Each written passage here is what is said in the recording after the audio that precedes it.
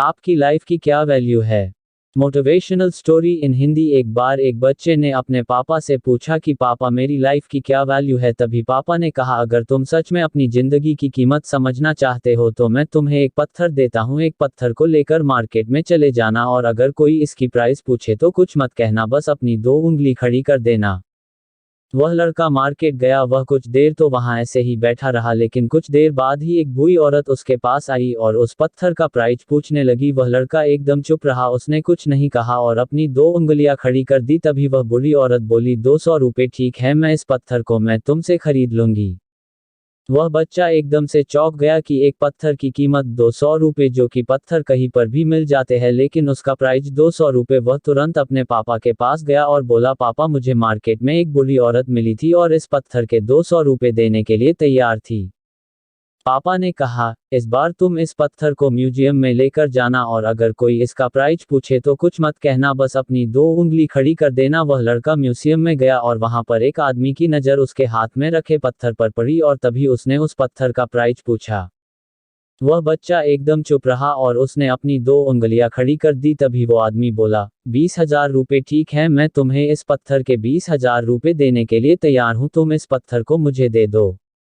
वह लड़का फिर से चौंक गया और जाकर अपने पापा से कहा कि म्यूजियम में मुझे एक आदमी मिला था और इस पत्थर के 20,000 रुपये देने के लिए तैयार था।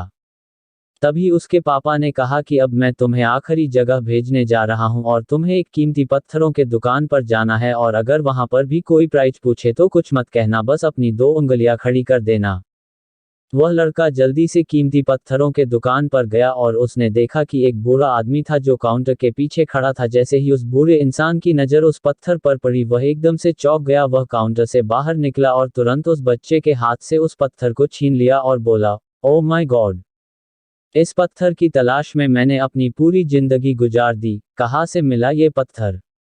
क्या प्राइस है इसका? कितना लोगे तुम इस पत्थर के लिए? वह बच्चा तब भी चुप रहा और अपनी 2 उंगलियां खड़ी कर दी। तभी वह बूढ़ा आदमी बोला, कितने? 2 लाख रुपए।